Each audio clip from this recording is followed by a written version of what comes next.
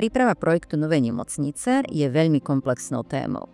Okrem samotnej výstavby a ostatných procesov, napríklad vo vzťahu k dispozičným riešeniam, vo vzťahu k technológiám, ktoré prebiehajú paralelne, zahŕňa ešte aj, možno to poviem tak žoviálne, tému zariaď si budku.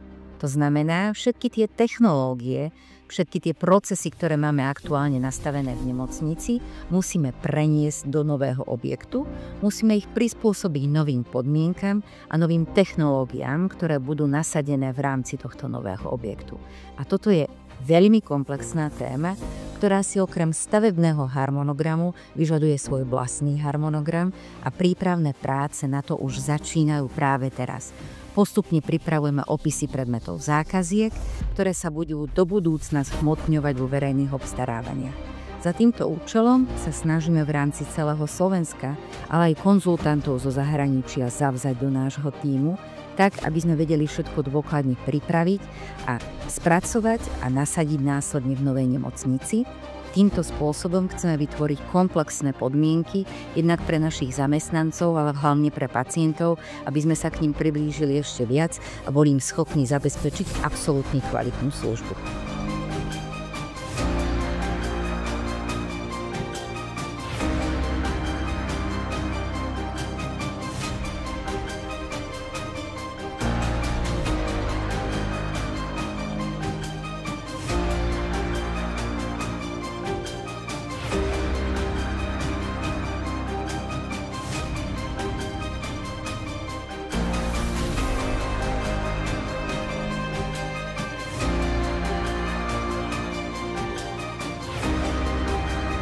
Po ukončení všetkých búracích prác a zemných prác sme pristúpili k vyhotovovaniu spodnej časti stavby.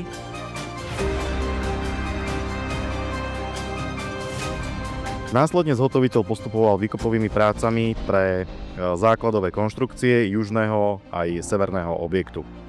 Popri výkopoch sa postupne realizovalo páženie a zabezpečenie celej stavebnej jamy juh a sever. Ako prvé základové konštrukcie nového objektu nemocnice zhotoviteľ zrealizoval pilóty v počte vyše 900 kusov na celej stavbe. Po betonáži pilót nasledovala príprava základových konštrukcií ako základové pásy a pätky. Tak ako pri každej stavbe, aj tu zhotoviteľ musel vyhotoviť vodorovné hydroizolácie spodnej stavby. Ďalším krokom bola betonáž podkladových betónov, armovanie základovej dosky na 3 pp, ako na južnom, tak aj na severnom objekte.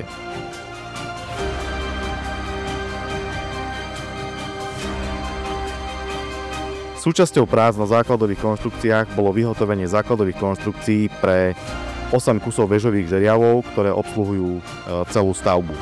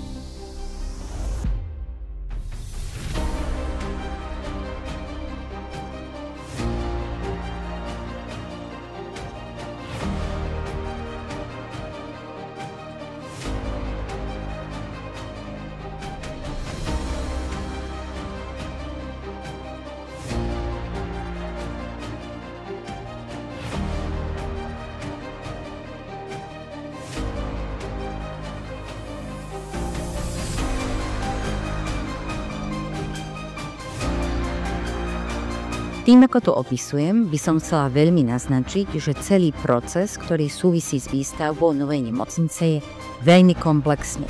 On zahrňa aj psychologickú stránku, a to je proces zmeny. Ten proces zmeny má svoje fázy a my sa musíme na to komplexne pripraviť. Musíme na to pripraviť aj zamestnancov, ktorým chceme o danom projekte oboznámiť. Každý týždeň absolvujem stretnutia so všetkými oddeleniami, teda s oddeleniami postupne, tak, aby som ich oboznámila s novou nemocnicou. Chcela, aby mali čo najlepšie a najkomplexnejšie informácie a pripravili sme sa spoločne na to, aby tá zmena bola pre nás čo najlepšia a aby sme ju vedeli hlavne prijať, preto lebo od toho závisí úspech celého projektu.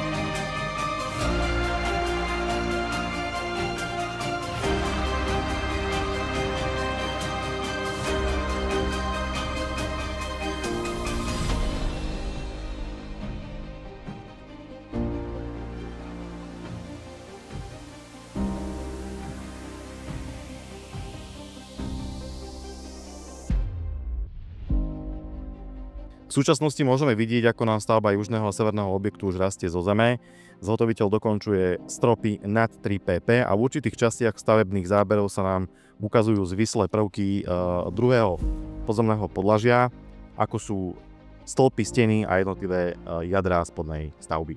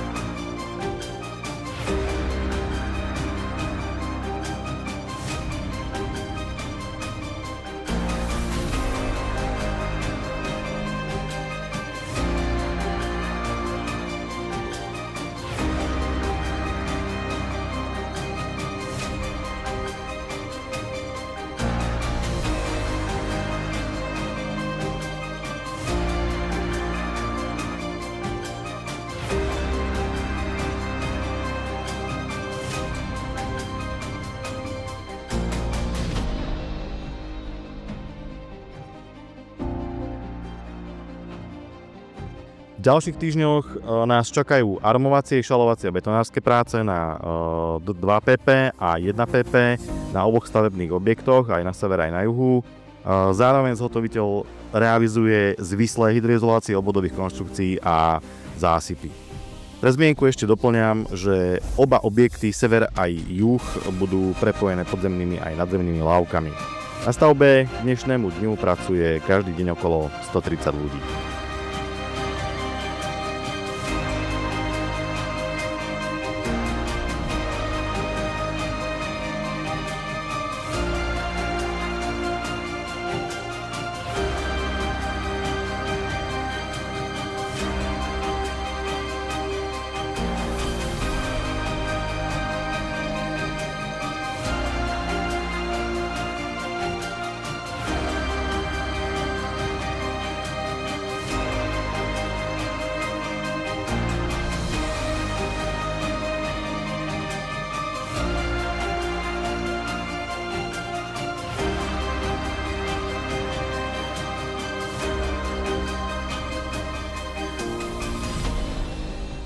Celou prípravou projektu sa spája aj ten psychologický aspekt.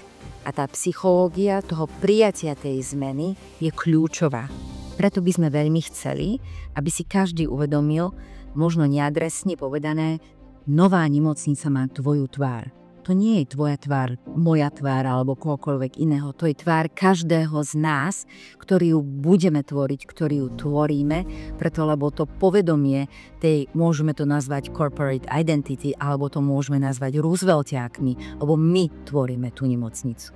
Jeden príbeh je nemocnica a jej výstavba a druhá téma sú tí zamestnanci, ktorí ju tvoria, ktorí ju chcú tvoriť, a to sú tí Rooseveltiáci, ktorých sa snažíme s nimi pracovať a prijať tých nových ľudí, ktorí budú vytvárať novú nemocnicu, ktorá bude pomáhať teda všetkým.